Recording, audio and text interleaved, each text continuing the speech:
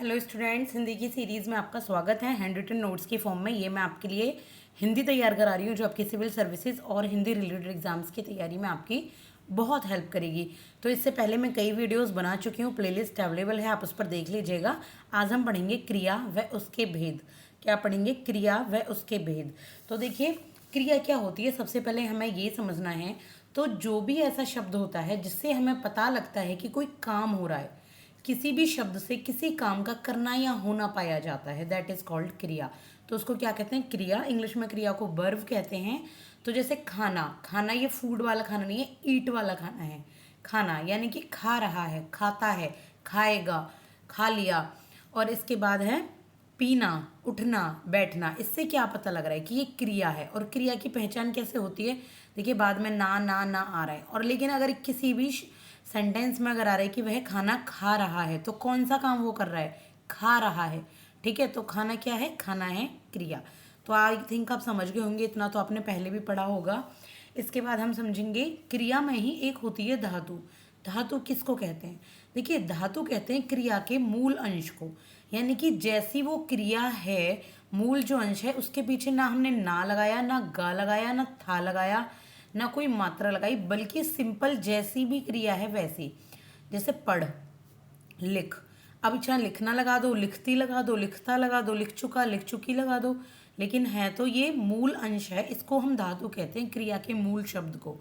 जो जड़ वाला क्रिया का शब्द होता है ना, सबसे सिंपल, तो पढ़, लिख, सो, रो, जा, इनमें हम अपने अकॉर्डिंग यहाँ पे कुछ प्रत्यय उपसर्ग लगाते हैं, तो वो हमारा सेंटेंस यानी कि काल के अकॉर्डिंग होता है। धातु से अनेक क्रिया रूप बनते हैं। कैसे क्रिया रूप बनते हैं? देखिए, धातु से कभी तो बन गया ये फ्यूचर वाला, भविष्य काल वाला, पढ़ूंगा। कभी बन गया भूतकाल यानी कि पास्ट वाला, पढ़ा। कभी पढ़ा था, कभी पढ़ रही हूँ, पढ़ रही थी, कभी पढ़ता। ठीक है, ये धातु होते हैं और ये धातु से क्रिया अलग अलग रूप बनाती है। इसके बाद हैं भेद।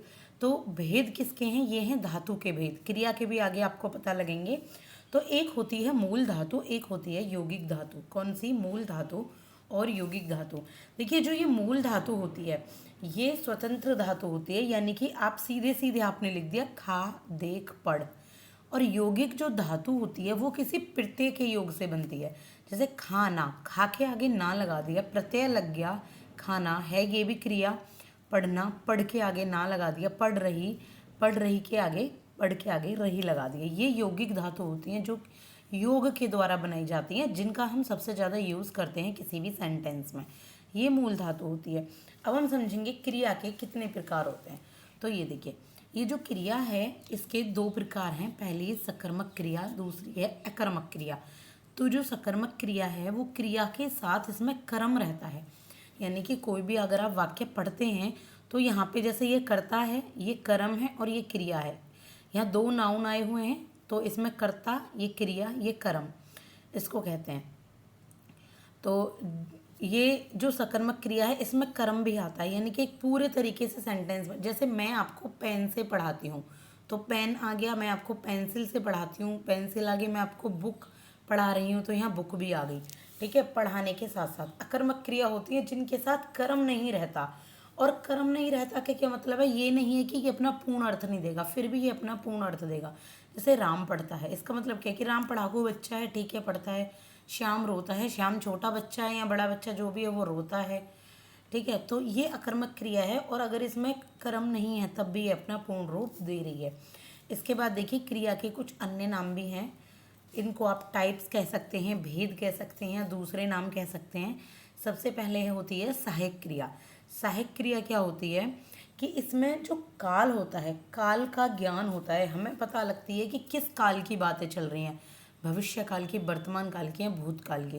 राम खाता है, ये है सहायक क्रिया है से पता लगती है सहायक क्रिया। इसमें वह जाता था इसमें सहायक क्रिया है।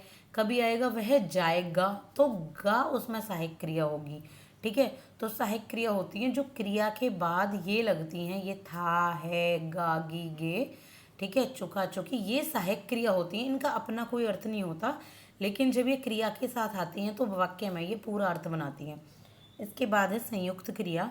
संयुक्त क्रिया में दो धातु होती हैं। क्या होती हैं? दो धातु होती हैं, यानी कि दो क्रिया होती हैं जैसे उसने राम को मार डाला, मार भी दिया और डाला, मार डाला। मैंने कपड़े धो दिए, कपड़े धो देना, दो चीज़ होगी। तो ये आराम कर लिया, ये सब जो होती हैं ये संयुक्त क्रिया होती हैं। ये क्रिया तब अपना पूर्ण अर्थ देती है जब ये दो आपके धातु से बनी होती हैं, दो क्रियाओं से। इसके बाद है रंजक क्रिया। तो रंजक क्रिया क्या होती है? जो मुख्य क्रिया के अर्थ में विशिष्टता प्रकट करती है, विशिष्टता। जैसे कि राम पढ़ चुका है, ये रंजक। चुका क्या है? चुका आपका रंजक क्रिया है। चाय पिला दो, चाय पिलाना, ये क्या है आपका? ये रंजक क्रिया है। ठीक है, तो सहायक क्रिया, संयुक्त क्रिया और रंजक क्रिया। तो अभी इसमें मैंने आपको बता दी क्रिया और उसके भेद।